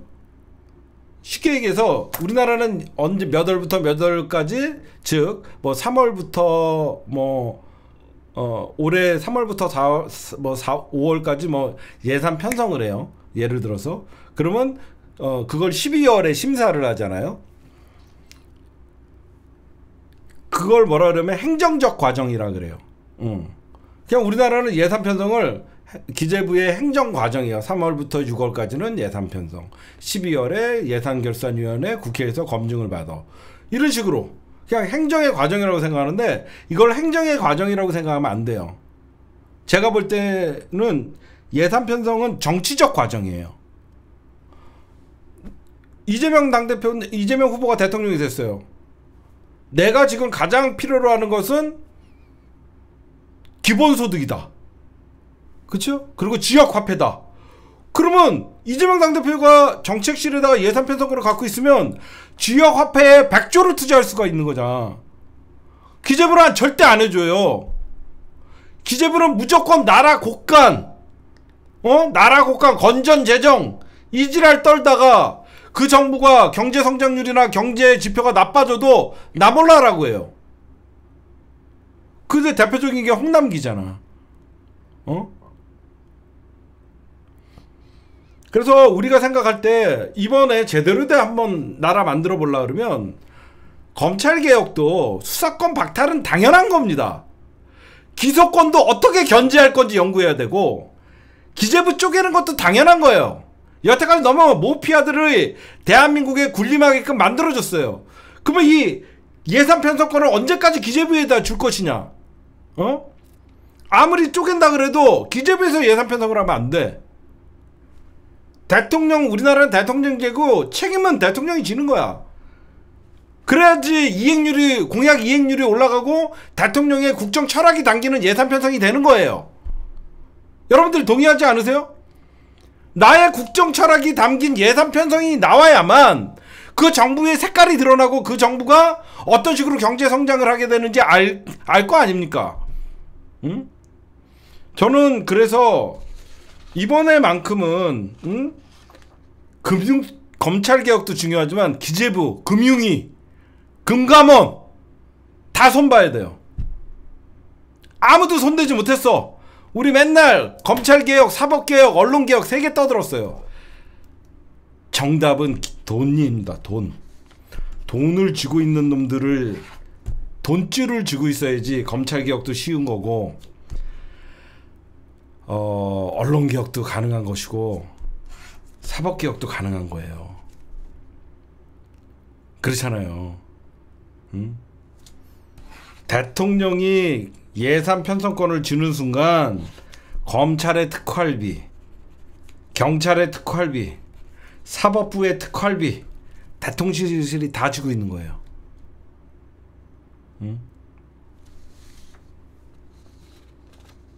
저는 그리고 국회에 어떤 예산 감독 기능을 더 확실히 해주면 돼요.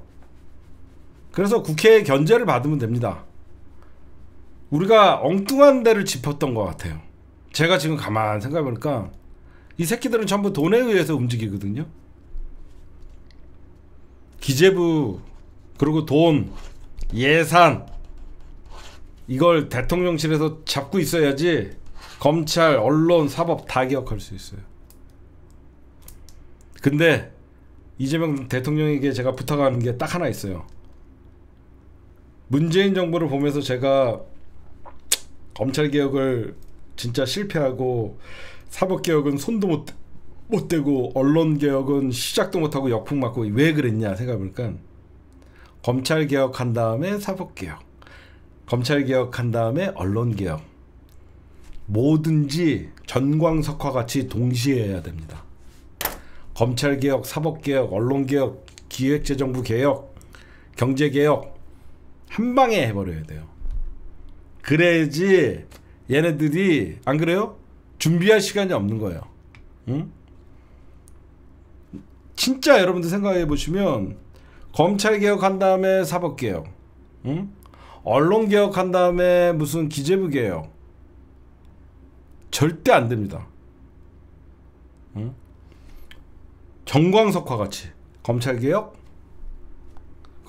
파트, 사법개혁 파트, 언론개혁 파트, 기재부 개혁 파트 동시에, 그것도 180석을 갖고 있지, 171석을 갖고 있고 지금 행정부의 권력이 가장 힘이 셀 때. 검찰개혁한 다음에 사법개혁한다 그러면 사법부는 벌써 저항하고 있어요. 그쵸? 저쪽은 벌써 저항하고 있어요.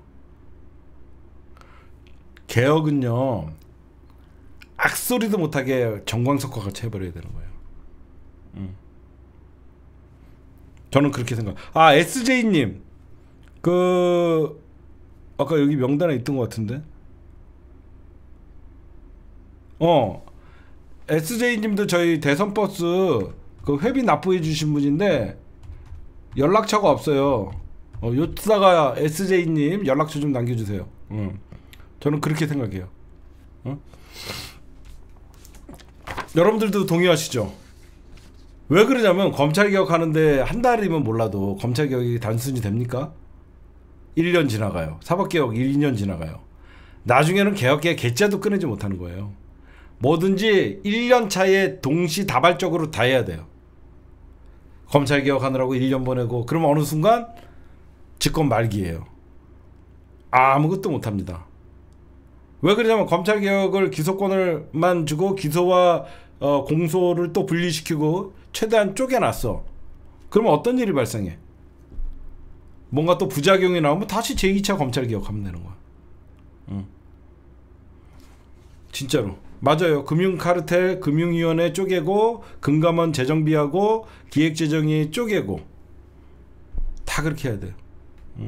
그렇게 하실 거예요. 그 다음에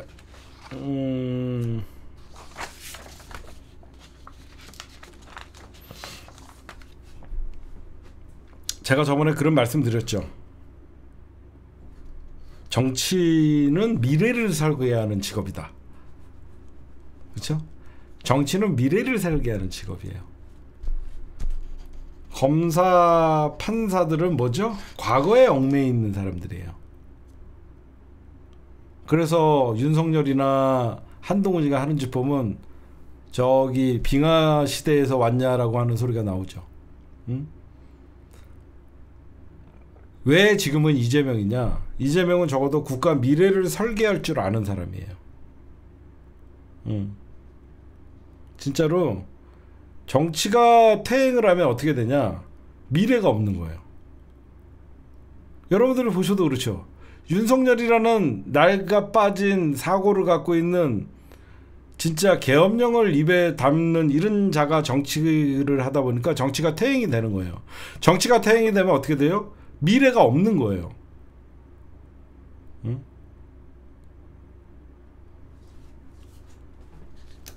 그래서 오늘 여러분들에게 오늘 방송의 마지막으로 민주주의라는 것은 고쳐쓰기가 없다. 지금 많은 사람들이 뭐 민주주의 회복 뭐 이렇게 얘기하는데 민주주의는 고쳐쓸 수 없는 것이다. 한번 파괴되면 복원하기 힘들다. 그래서 민주주의는 단죄의 역사가 바로 정의의 승리의 역사가 있어야 된다. 그 민주주의를 자꾸 고쳐쓰기를 하다 보니까 용서를 하거든요. 응?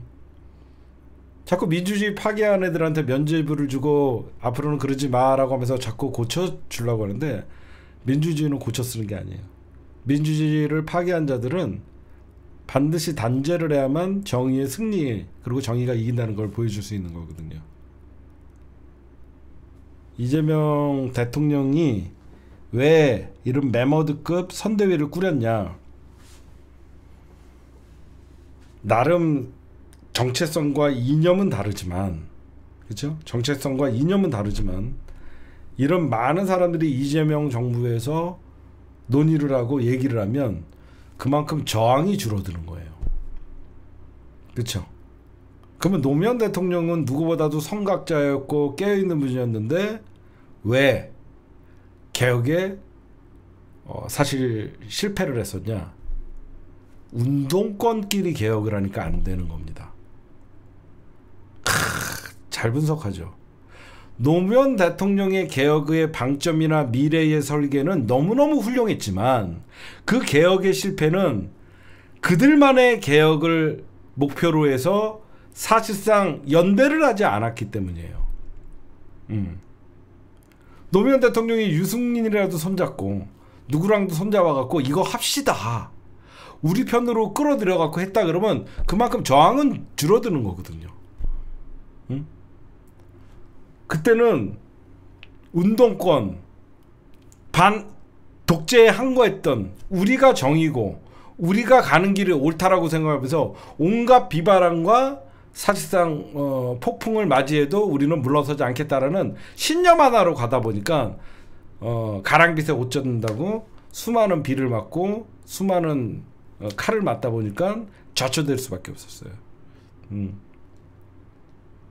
지금 생각해봐. 지금 윤여준이도 들어왔고 어떤 새끼가 뉴라이트 색깔도 있는 놈도 들어오고 여러가지 그냥 거의 그 통합선대위 같이 되고 비명, 친명, 친노, 친문할 것 없이 다 들어오고 이제는 개파 싸움 할 필요도 없고 한번 적어도 노무현 대통령 때의 개혁의 가장 큰 실패는 뭐냐면 우리 진영도 단일 대우가 되지 않았다는 거예요.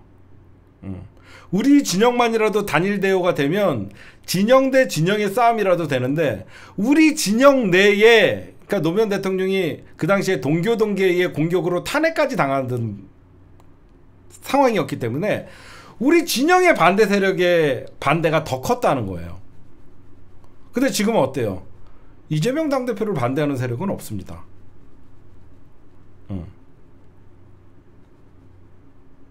이재명 당대표를 반대하는 세력 자체가 없어요. 그러면 일단 우리 진영은 완벽한 결속력이 있는 거예요. 우리 진영의 완벽한 결속력 플러스 저쪽에서 개혁에 참여할 수 있는 사람들 모여라 라고 하면 얼마든지 저는 정광석과 같이 할 수 있다라고 생각해요.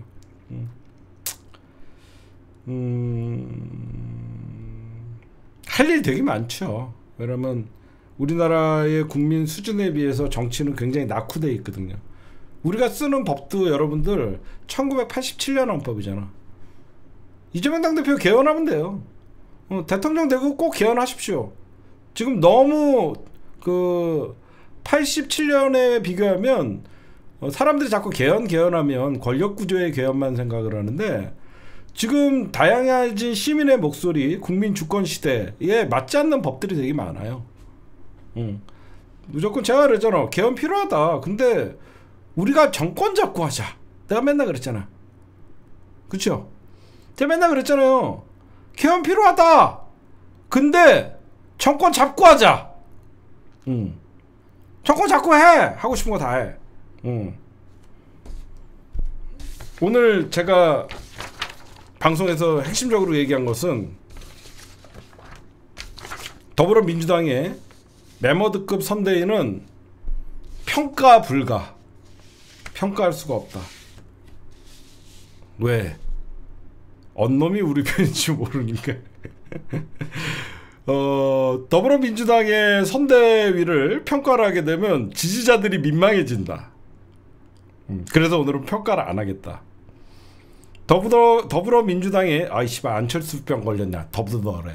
더불어민주당의 메머드급 선대위를 평가하는 순간 그동안 이재명 당대표를 지지했던 많은 지지자들이 얼굴이 빨개진다. 오늘 이 정도만 하고요. 내일 낮 2시에 뵙도록 하겠습니다. 내일 낮 2시에 방송에서 대법원 생중계 같이 보기. 내일 낮 2시에 여러분들 방송에서 찾아뵙도록 하겠습니다. 낮 2시. 녹화는 여기까지.